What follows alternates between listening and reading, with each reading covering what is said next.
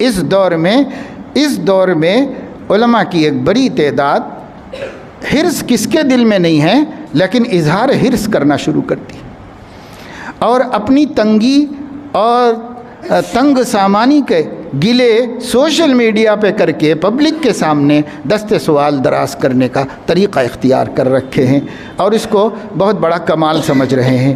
یہ سب تربیت نہ ہونے کا نتیجہ ہے۔ اور انشاءاللہ تعالی میں نے آج سے 50 سال پہلے علماء کی جو معاشی حالت دیکھی تھی، آج علماء کی معاشی حالت اس سے 10 گنا بہتر میری آنکھیں دیکھ رہی ہیں۔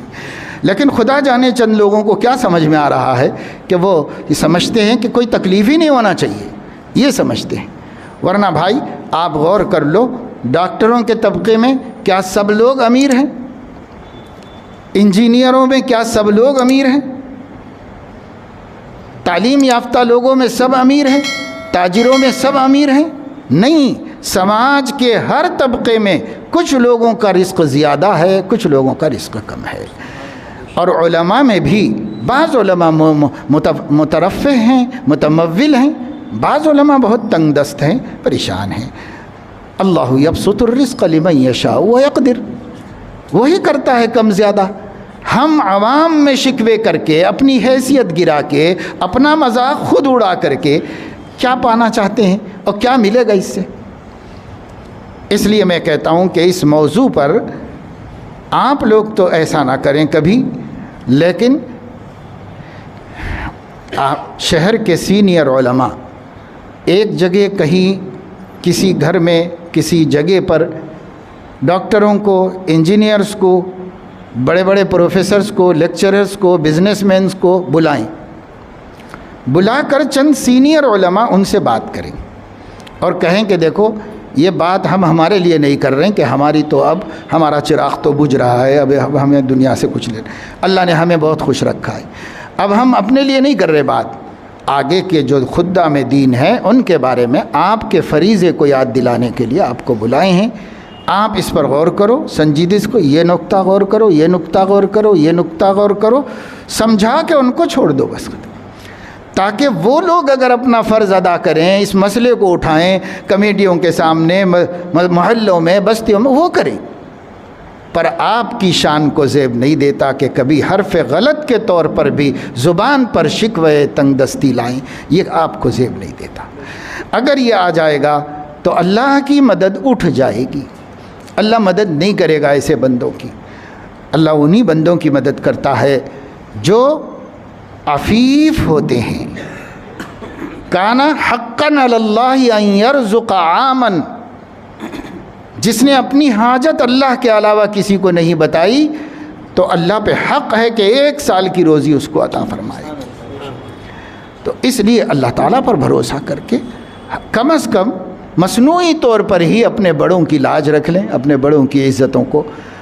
اب ایسے یہاں تک ہونے لگا ہے کہ لوگ جو ہیں علماء ہیں، اس لیے بتاتا ہوں کہ صاحب مولانا تھانوی کی آمدنی کیا تھی، مولانا نانوتوی کی آمدنی کیا تھی، مولانا گنگوہی کی آمدنی کیا تھی، حضرت شیخ الہند کی تنخواہ میں آدھی کھا کے آدھی بچ جاتی تھی، یہ تھی وہ تھی، یہ تھی۔ آدھی بچتی کیوں تھی اور تھی کتنی اس زمانے کے حساب سے، وہ بھی تو آپ دیکھو۔ آدھی بچتی اس لیے تھی کہ بہت ہی سادہ زندگی تھی، اس سادہ زندگی کی وجہ سے اخراجات بچ جاتے تھے اور وہ خیر خیرات کرتے یا دارالعلوم کو واپس دے دیا کرتے تھے۔ حضرت تھانوی کی کوئی تنخواہ نہیں تھی، آپ کو غلط فہمی ہے۔ حضرت تھانوی رحمۃ اللہ علیہ فرماتے ہیں میں تو آپ ہی لوگوں کے ہدایہ پر زندگی گزارتا ہوں، کوئی ذریعہ معاش نہیں، یہ فرما رہے حضرت تھانوی رحمۃ اللہ۔ اور وہ جو حج واجب ہو گیا تھا تو ان کے ابا نے اپنا مال تقسیم کیا تو حج واجب ہوا تھا۔ وہ خود متمول نہیں تھے دین کے راستے سے، کچھ بھی نہیں تھا خانقاہ میں ذریعہ حضرت کا، کچھ بھی نہیں تھا۔ اور لوگ جو دیتے تھے اس میں بھی استغنا کا یہ عالم تھا کہ ذرا سا اپنی شان کے خلاف ہو تو رد کر دیتے تھے ہدایہ، لیتے نہیں تھے فوراً، ذرا سا شان کے خلاف ہو تو رد کر دیتے تھے۔ ایک آدمی نے منی آرڈر بھیجا بڑی خطیر رقم کا ہدیتاً، اور کوپن پہ یہ لکھا کہ یہ آپ کے لیے ہدیہ ہے اور میری والدہ بیمار ہیں، دعا کی درخواست ہے۔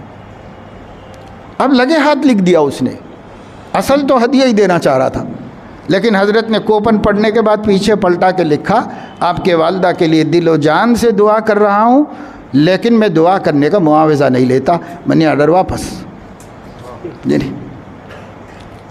پھر انہوں نے خط لکھا کہ ایسا مقصد نہیں تھا حضرت، وہ تو لکھ دیا تھا کہ دعا ابھی سے شروع ہو جائے گی، اس لیے تو فرمایا الگ الگ خط لکھنا چاہیے تھا، ایک ساتھ کیوں لکھا؟ مجھے تو یہ وہم ہوا کہ مجھے پیسے دے کے پریشر بنا کے دعا کرانا چاہ رہے آپ مجھ سے، اس لیے میں اس کو واپس کر دی۔ ایک صاحب نے حضرت کے پاس منی آرڈر بھیجا 15.25 روپے کا، اور کوپن پر یہ لکھا کہ 12 روپے تو مدرسے کے ہیں، مدرسے میں داخل کر دیجئے، اور 3.25 روپے وہ آپ قبول فرما لیجئے میری طرف سے، اور اگر آپ قبول نہ کرنا چاہیں تو وہ بھی مدرسے میں داخل کر دیجئے۔ ایسے لکھ دیا، وہ اس ڈر کے مارے کہ وہاں بال کی کھال نکالی جاتی ہے، اس لیے پہلے ایسے لکھ دیا اس نے۔ لیکن حضرت نے اس کے 12 روپے مدرسے میں داخل کرا دیے، 3.25 روپے واپس کر دیے منی آرڈر، دوسرا منی آرڈر کر کے ان کو واپس بھیج دیا، اور اس میں یہ لکھا کہ جس چیز میں آپ نے مجھے مخمصے میں ڈالا ہے میں اس مخمصے میں پڑھنا نہیں چاہتا، اس کو واپس کر دیا۔ جی ایسا ہوتا ہے۔ میں ایک دو مثالیں اگرچہ کہ موضوع کی نہیں ہیں، آپ لوگوں کو اس لیے بتایا کہ میرے عزیزو، واقعی اللہ کے نام پر، اللہ کے بھروسے پر کہتا ہوں، ہمارے بعض علماء کی یہ روش بالکل درست نہیں ہے، یہ طبقہ علماء کو ذلیل کرنے کا ذریعہ ہے، اپنے ہاتھوں اپنے کو رسوا کرنے کا ذریعہ ہے، اور آپ کے ان کالموں سے، آپ کے ان میسیجز سے، آپ کی ان کہانیوں سے، آپ کے ان فرضی بنائے قصوں سے 1 روپیہ بھی آپ کی تنخواہ میں کوئی بڑھانے والا نہیں ہے۔ قوم بے حس ہے، بے حس کی بے حس ہی رہے گی۔ اس کو احساس دلانے کے اور شریفانہ طریقے ہیں، مؤثر طریقے ہیں، وہ طریقے اختیار کیے جائیں، پیچھے کے ذریعے سے سامنے نہ کیے جائیں۔ یعنی جب تک میں تنخواہ لیتا تھا کبھی تنخواہ کے بارے میں مسجد میں نہیں بولا، کبھی نہیں بولا۔ بڑھانا چاہیے تو انہوں نے بڑھائی، گھٹائی بھی، جو چاہے کر لو، ہم اس کے لیے نہیں کر رہے کام۔ پھر جب میں نے تنخواہ لینا بند کر دیا، اپنی تنخواہ پر نائب امام کا تقرر کر کے اپنی تنخواہ اس کو دے دیا، اس کے بعد سے کھل کے اپنی کمیٹی کو بار بار بول کر کے، جتنا سختی کر سکتا تھا اتنی سختی کر کے، بول کر کے اب وہ امام کی تنخواہ 30,000 تک پہنچا دی۔ یعنی کیونکہ میں بولتا تھا کہ میں نہیں لے رہا ہوں، میں میری دے چکا ہوں اس کو، اب میں جو بول رہا ہوں اللہ کے واسطے بول رہا ہوں، اس کے واسطے بول رہا ہوں، میرے لیے نہیں بول رہا ہوں، سمجھے؟ تو لوگوں کو دبنا پڑا، ماننا پڑا، سننا پڑا۔ تو ایسا ہوتا ہے کہ جو سینئر لوگ یا جو مرفہ الحال علماء ہیں، جو علماء تاجر ہیں، جو علماء کا فیملی بیک گراؤنڈ دولت مند ہے، جن علماء کو باپ سے اچھی میراث ملی ہے، وہ اپنی دولت مندی کو ظاہر کرتے ہوئے اپنے طبقے کے لوگوں کو غیرت دلائیں کہ آپ علماء کے ساتھ کیا سلوک کر رہے ہیں، یہ غیرت دلائیں تو چلے گا۔ باقی ہم ہی حقیر فقیر لوگ بولتے رہیں گے تو کچھ نہیں ہوگا سوائے ذلت اور رسوائی کے، اور کچھ نہیں ہونے والا ہے۔ اس لیے یہ روش خدا کے واسطے علماء نہ اختیار کریں، یہ بہت برا ہوگا، اپنے ہی ساتھ برا ہوگا، اس لیے ایسا نہیں اختیار کرو۔ اور انشاءاللہ آپ محتاج نہیں ہیں، آپ اپنے لیول کا سماج میں دیکھیں تو 100 میں آپ کے لیول کے لوگ 10 بھی نہیں ملیں گے، 90 آپ سے نیچے کے لوگ ملیں گے۔ سماج پہ نظر ڈال کے دیکھو لوگ کتنے پریشان ہیں، ہمیں اندازہ نہیں ہے لوگ کتنے پریشان ہیں۔